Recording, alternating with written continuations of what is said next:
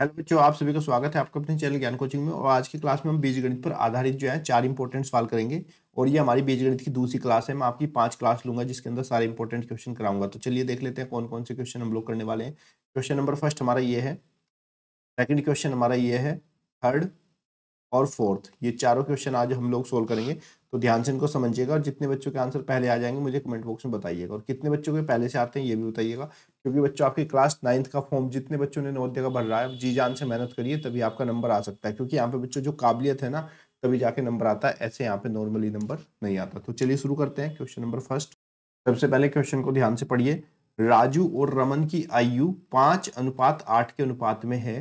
राजू की आयु 5 वर्ष अधिक है और रमन की आयु 4 वर्ष कम करने पर दोनों की आयु बराबर हो जाती है।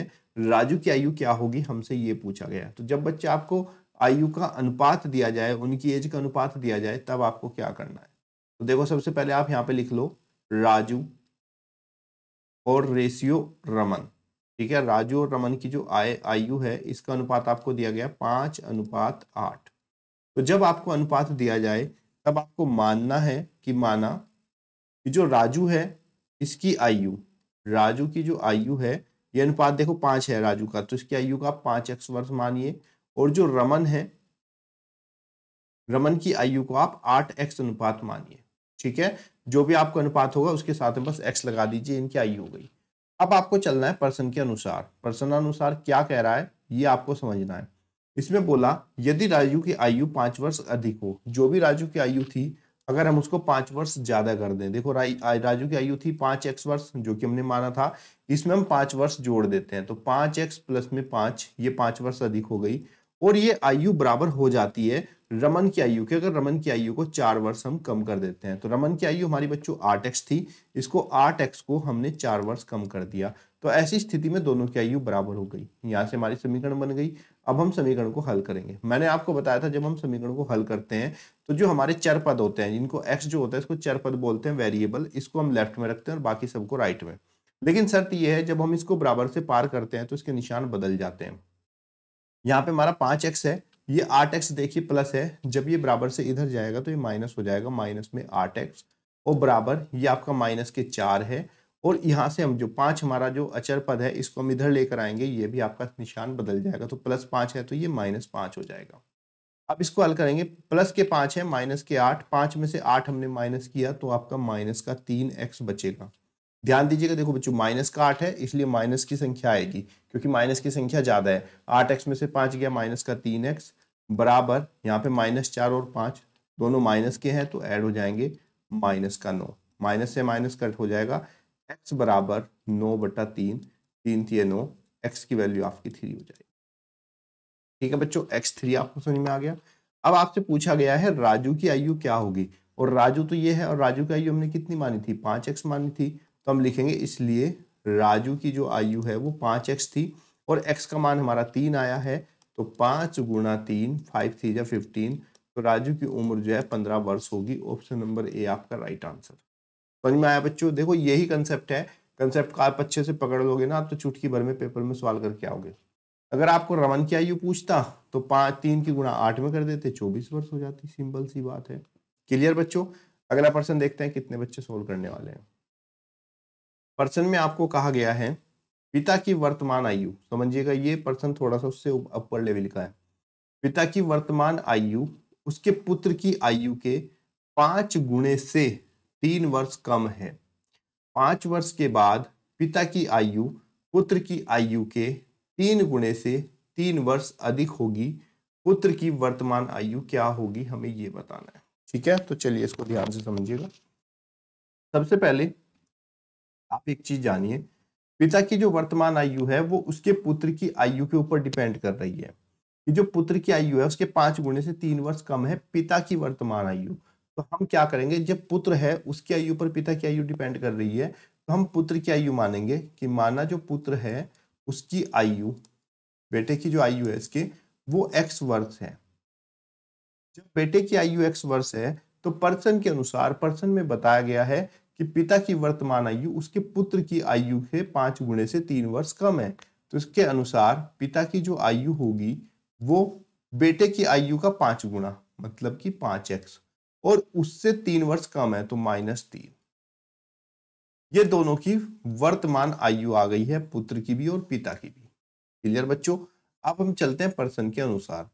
5 वर्ष के बाद पिता की आयु, तो 5 वर्ष के बाद पिता की आयु देखिए क्या होगी और पुत्र की आयु क्या होगी। तो यहाँ ऐसे लिख लो आप बच्चों, मैं आपको बहुत ही इसको आराम से समझाऊंगा ताकि आप लोग कंसेप्ट समझ में आ जाए। तो हम लिखेंगे यहाँ पे 5 वर्ष के बाद उनकी आयु, ऐसे लिखिए आप, 5 वर्ष के बाद उनकी आयु, उनकी उम्र जो है 5 वर्ष के बाद कितनी होगी ये देख लो। तो बच्चों जो बेटा है उसकी उम्र तो x वर्ष थी वर्तमान, 5 वर्ष के बाद है, तो भाई जाहिर सी बात है कोई इंसान जितने वर्ष के बाद आयु करेगा उतनी आयु उसकी जुड़ जाएगी। अगर मान लो मैं आज 30 साल का हूं तो 5 साल के बाद मेरी उम्र 35 साल हो जाएगी, यानी कि 5 वर्ष उसमें प्लस हो जाएगा। तो 5 वर्ष के बाद पुत्र की आयु देख लो पहले कितनी हुई। 5 वर्ष के बाद पुत्र की आयु, चलिए देखते हैं। तो पुत्र की आयु वर्तमान थी x वर्ष, 5 वर्ष के बाद उसकी आयु हो जाएगी x + 5। ये पुत्र की आयु हो गई। अब भाई जब अगर 5 वर्ष के बाद देखो उम्र तो हर किसी की बराबर ही बढ़ती है हर साल में, तो अगर पुत्र की आयु 5 वर्ष बढ़ी है तो पिता की आयु भी 5 वर्ष बढ़ जाएगी।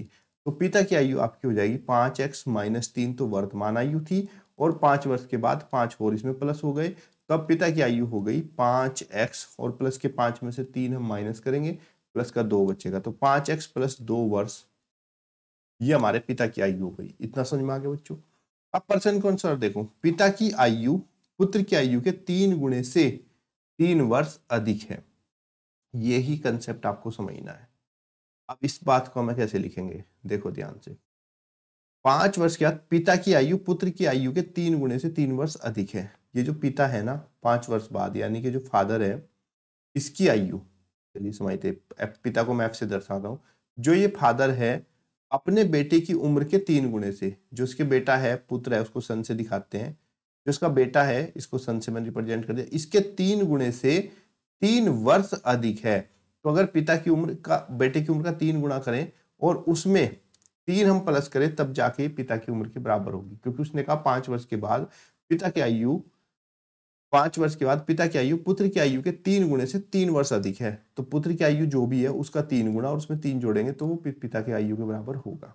अब चलिए 5 वर्ष के बाद पिता की आयु कितनी थी बच्चों, 5x + 2 थी, और पुत्र की आयु थी x + 5, लेकिन इसमें क्या है 3 गुणा है, पुत्र की आयु का 3 गुणा, तो 3 गुणा x + 5 प्लस में 3। अभी हमारी समीकरण बन गई। अब हम इस समीकरण को करेंगे हल। कैसे करते हैं समीकरण को हल, चलिए देखिए ध्यान से। यहाँ पे हमारा बच्चों 5x + 2 बराबर, जब ये हम ब्रैकेट ओपन करेंगे तो ब्रैकेट के बाहर कोई भी संख्या होती है ब्रैकेट के अंदर दोनों के साथ गुणा में जाती है। तो ये आपका बच्चों 3x हो गया, और ये आपका 3 × 5 = 15 प्लस में 3, इसको हल करेंगे 5x + 2 बराबर 3x, और 15 और 3 कितना आपका 18। अब जो हमारे x है इनको लेफ्ट में लेके आओ इधर, और जितने भी हमारे पास कांस्टेंट है अचर पद है उसको इधर ले जाओ राइट में। तो 5x, 3 हमारा बराबर से इधर आएगा, माइनस का 3x होगा बराबर 18, और 2 हमारा प्लस है इधर आकर माइनस हो जाएगा। 5 में से 3 गया आपका 2x, और 18 में से 2 गया आपका 16। तो x बराबर आपका बच्चों 16/2, 2 से 16 कटेगा 8 बार, तो x बराबर कितना होगा आपका 8 वर्ष हो जाएगा। और x हमने किसकी वर्तमान आयु मानी थी, पुत्र की वर्तमान आयु मानी थी, और हमसे सवाल में भी पुत्र की ही वर्तमान आयु पूछा गया था, तो x बराबर हमारा 8 होगा। ऑप्शन नंबर ए आपका राइट आंसर। ठीक है बच्चों। अगर ये हमसे पिता की आयु पूछ लेता, चलिए मैं पिता की आयु भी निकाल के देखता हूँ। तो पिता की आयु 5x - 3 थी, तो पिता की आयु में 5x की जगह पर 8 और -3, तो 8 × 5 = 40 में से 3 गया आपका 37 वर्ष जो है पिता की आयु हो जाता है। लेकिन हमसे पुत्र की पूछी तो हमने ये निकाल दी। ठीक है बच्चों, समझ में आया आप लोगों को ये वाला क्वेश्चन। चलिए अगला देख लेते हैं। पिता की वर्तमान आयु पुत्र की आयु से 3 गुना है। 3 वर्ष बाद पिता की आयु पुत्र की आयु के दुगने से 7 वर्ष अधिक है, तो पुत्र की वर्तमान आयु कितनी होगी। देखो ये भी इसके जैसा ही प्रश्न है और उससे थोड़ा आसान है। क्या पूछा गया प्रश्न में, ध्यान से पढ़िए। और बच्चों अगर आपको आयु वाले क्वेश्चन अच्छे समझ में आ गए तो समझो आपके ये वाले क्वेश्चन के नंबर जो है पक्के हैं, पेपर में हर साल आते ही हैं। तो पिता की वर्तमान आयु पुत्र की वर्तमान आयु से 3 गुनी है। यहाँ पर भी पिता की आयु पुत्र की आयु पर डिपेंड कर रही है। तो आप मान लीजिए कि भाई आपने माना कि पुत्र की आयु, माना पुत्र की आयु, पुत्र की जो उम्र है वो x वर्ष है, और जो भी पुत्र की आयु है पिता की आयु उसकी 3 गुनी है। तो इसके अनुसार अगर हम पिता की आयु की बात करें तो पिता की आयु बराबर 3 गुनी है, तो 3x वर्ष हो जाएगी। ये इनकी वर्तमान आयु हो गई। 3 वर्ष के बाद, अब भाई 3 वर्ष के बाद देख लो इनकी आयु कितनी होगी। 3 वर्ष बाद, अगर बाद कहेगा तो जोड़ेंगे, पहले कहेगा तो घटाएंगे। तो 3 वर्ष बाद पुत्र की आयु कितनी हो जाएगी। जो बेटा है इसका पुत्र है, इसकी आयु 3 वर्ष के बाद x + 3 हो जाएगा, और जो पिता है उसकी आयु भी 3 वर्ष के बाद 3 जुड़ेगी, तो 3x + 7। लेकिन इसने कहा कि 3 वर्ष के बाद पिता की आयु पुत्र की आयु के दुगने से 7 वर्ष अधिक है। यानी कि जो फादर है, पिता की आयु है वो पुत्र की आयु के दुगने से, यानी कि 2 गुणा में जो भी पुत्र की आयु है और उससे 7 वर्ष अधिक है, यानी कि +7 के बराबर है। तो पिता की आयु कितनी थी बच्चों, 3x + 7 थी। 2 गुणा पुत्र की आयु कितनी है, x + 3 और प्लस में 7। इसको हम बच्चों हल कर लेंगे। 3x + 7, 2 की गुणा करेंगे तो ब्रैकेट खुलेगा, इसके साथ उसके बाद दोनों कहेगी, तो आपका 2x और 2 × 6 और प्लस में 7। यहाँ से बच्चों हमारा 3x + 7 बराबर कितना होगा, ये हमारा पिता की उम्र 3 वर्ष की बात थी ना, सॉरी बच्चों, 3x + 3 होगा, 7 नहीं, 3x + 3। तो 3x + 3 बराबर 2x और 7 और 6 कितना हो गया आपका 13। इसको हल करेंगे तो ये 2 इधर चल जाएगा, 3x - 2x बराबर 13 - 3। आपका x बराबर कितना हो जाएगा 10। और हमसे पूछा पुत्र की वर्तमान आयु क्या होगी। पुत्र की वर्तमान आयु हमने x वर्ष मानी थी, तो इसके अनुसार हमारी इसकी पुत्र की आयु 10 वर्ष है। ऑप्शन नंबर सी आपका राइट आंसर है। क्लियर बच्चों। अगला प्रश्न देखते हैं, क्वेश्चन नंबर 4। एक चतुर्भुज के 4 कोण हैं। देखो चतुर्भुज ये आकृति होती है, ये हमारा चतुर्भुज है, इसके 4 कोण हैं और चारों कोणों का अनुपात है 3:4:5:5 के अनुपात में है। तो सबसे बड़ा कोण क्या होगा, हमें ये बताना है। तो बच्चों हम इसके मान लेंगे कि जो मान लो कोण ए है, ये अनुपात देखिए, ये ए का है, ये बी का, ये सी का, ये डी का। तो मैंने कहा जब भी अनुपात में होगा तो आप मान लीजिए कोण ए आपका 3x है, कोण बी आपका 4x है, कोण सी आपका 5x है और कोण डी आपका 6x है। और इसका एक शॉर्टकट भी है, वो भी मैं आपको बताऊंगा। तो बच्चों एक बात ध्यान रखिएगा, जो आपका चतुर्भुज होता है, चतुर्भुज के जो भी कोण होते हैं ये अंदर के चारों, इनका योग हमेशा 360 डिग्री आता है।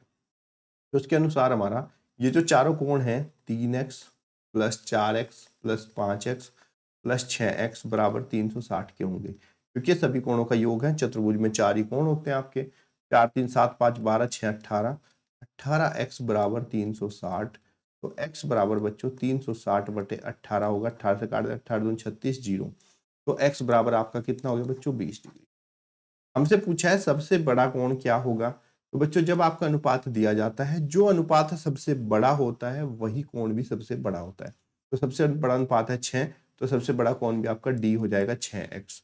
तो कोण डी बराबर कितना है 6x, तो 6 गुणा x का मान हमारा 20 आया, 20 × 120। ऑप्शन नंबर डी आपका राइट आंसर।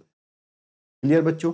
अगर सबसे छोटा पूछता तो हमारा ये हो जाता। वो अलग अलग तरीके से प्रश्न पूछ सकता है, आपसे कह देगा कि भाई शुरू के 2 कोणों का योग बताओ क्या होगा। इस तरह के प्रश्न आपके पेपर में पूछे जा सकते हैं। तो उम्मीद करता हूं बच्चों आपको इन चारों क्वेश्चन अच्छे समझ में आए होंगे। लीनियर इक्वेशन यानी कि जो आपकी रेखिक समीकरण है उसको सोल्व करना अच्छे सीख लीजिए। नहीं आता है तो कमेंट बॉक्स में बताइएगा, मैं आपको सिखा दूंगा। तब तक के लिए धन्यवाद। जय हिंद, जय भारत। मेहनत करिए और अपना नंबर लाइए।